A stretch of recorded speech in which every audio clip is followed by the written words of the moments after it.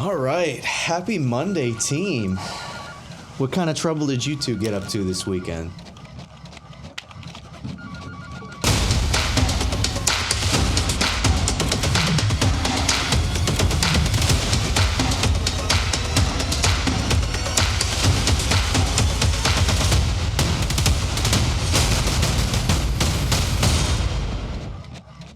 Not much, honestly.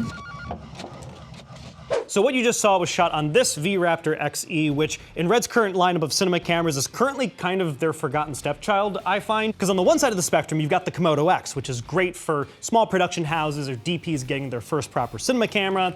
And then on the complete opposite end of the spectrum, you've got the V-Raptor X and XLX, which are Red's flagship cameras and were much more likely to have been used to shoot your recent favorite prestige TV binge watch and are also great in virtual production environments. But right in the middle of those two is the V-Raptor XE, which Red came out with a few months ago, and it kind of perfectly bridges the gap between these two extremes. And it does it so much so that I think this is actually the perfect camera for a lot of shooters out there who might not yet be aware that it is, because of kind of the best of both worlds it combines. It's a real Hannah Montana situation. So what we're gonna do is in this video, we're gonna do a really deep dive into the XE, because in addition to all of the perks of this, you're also getting new firmware updates that Red has come out with this camera. You're also getting the reintroduction of their very generous upgrade program as well. So if you have an older cinema camera, Red or otherwise, you might be able to trade it in and actually get a pretty hefty discount on this guy. So all of that, I think, is a pretty compelling reason to take a closer look.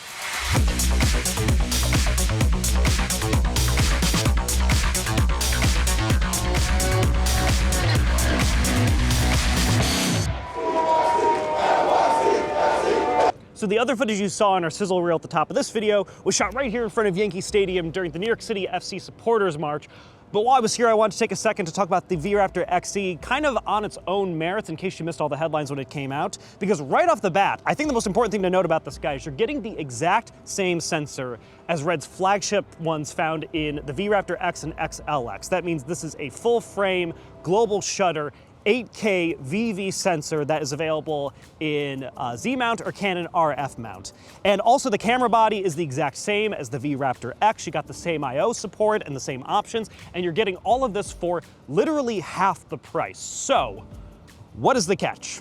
So right off the bat, the V-Raptor XE can only record in half the frame rates across the board that the X and XLX can. But this does mean it does perfectly match the frame rates that you're getting out of the KOMODO-X, only you're getting them now in a full frame camera with better dynamic range, better low light performance, and more integrated I/O on the back. And then the other thing that you're not getting on this guy that you do get on its bigger siblings are all of the global vision features that Red introduced with the X and the XLX. Now, I won't get too into the weeds on that, but this is essentially a suite of features that really lent themselves to virtual production environments. And with this came things like phantom track, things like extended highlights, very helpful features, but for the most part, if you're not shooting in those environments, if you're doing more like a march in an underpass with smoke and flares going off, those global vision features really aren't gonna make that much of a difference. So really, once again, other than that, you are getting, like I said, the same image quality and the same sensor for, and I cannot stress this enough, half the price. So for a specific type of shooter, the V-Raptor XE could actually be a pretty good value when you compare it to the V-Raptor X and XLX.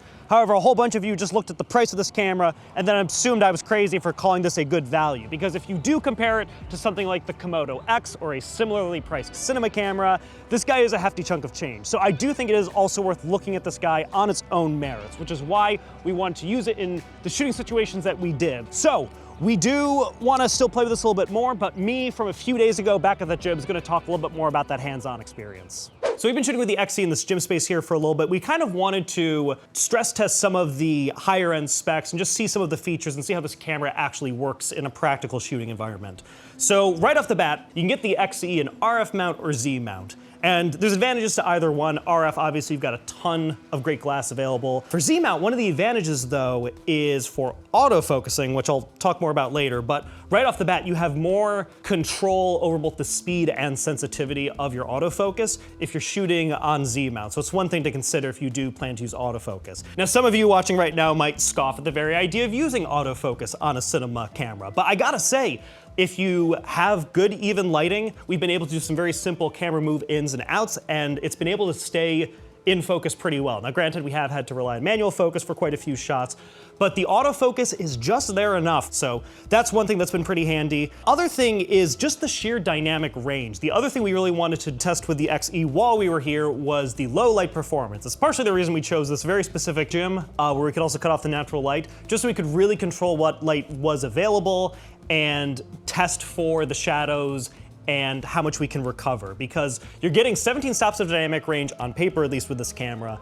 And what that means is even if you're underexposed slightly, you have so much latitude to be able to recover those shadows and really dial in the specific look. It's the reason you pay for a Red camera. You're getting that R3D file and you're getting that dynamic range and you're getting that low light performance. Obviously all Red cameras are pretty good at this, but compared to something like the KOMODO-X, for instance, which, yes, it's a Super 35 sensor, doesn't quite have the dynamic range of the V-Raptor X, XLX, or XE. But another part of the reason is because of the thermals. With this guy, you're getting the thermal electronic controller, and what this does is, and it's in the V-Raptor X as well, it keeps the sensor at the correct temperature, and this can reduce a lot of unwanted noise in your image, so it just results in a lot more of a clean image, and especially in the shadows if you're really pushing kind of how dark you're shooting on this. Oh, and real quick, also, while we're on the note of ways this is not just a full frame version of the KOMODO-X, another really handy thing is concurrent ProRes proxy recording. With this guy, you can record ProRes 422 HQ files up to 2K simultaneously along with your R3D files. And what this means is you just immediately have a streamlined post-production workflow as well, because you're gonna be able to use those ProRes files to really seamlessly work and cut your footage, and you're still getting all the benefits of the R3D.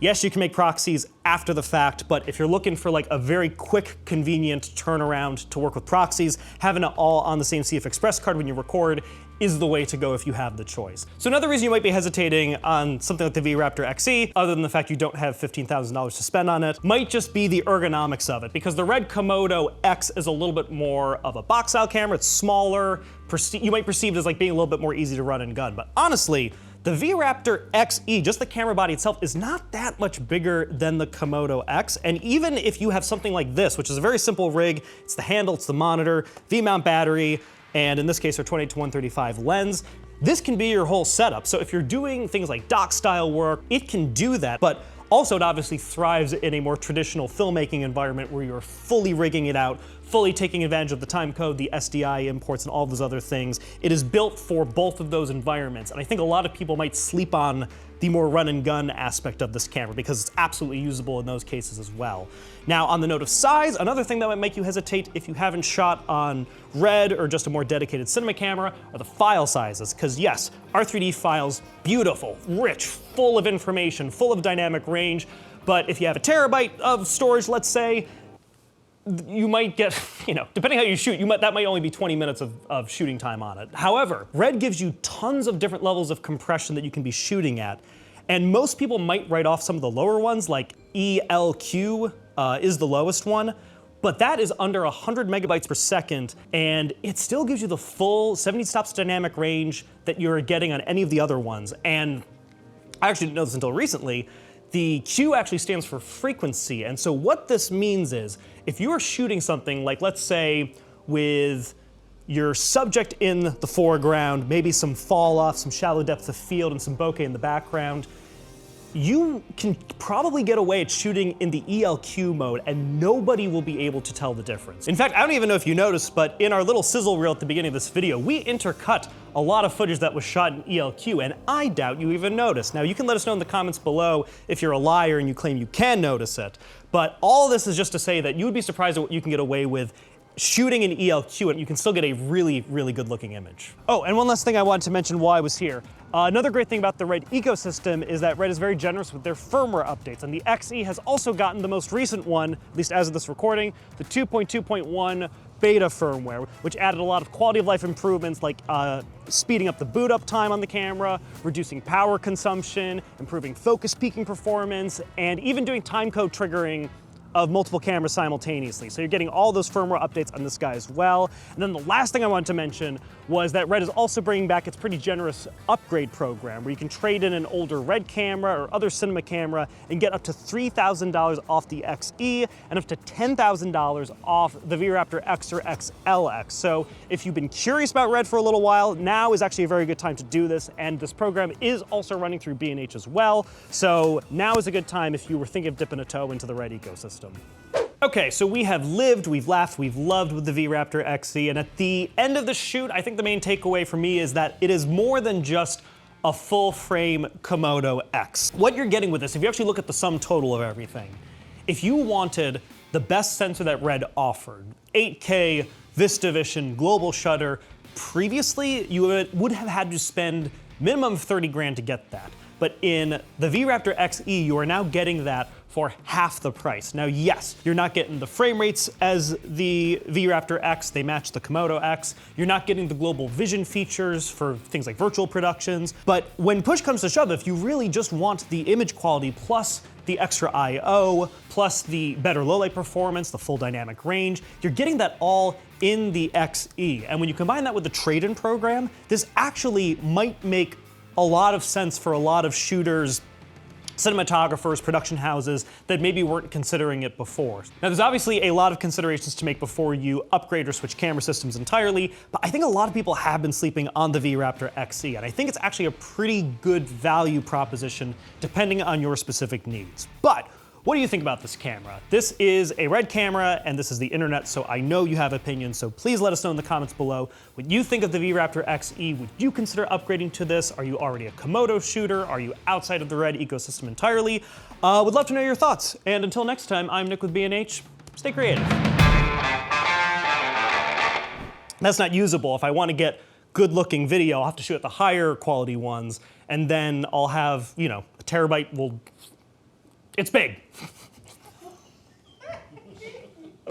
That's it. It's big, shut up.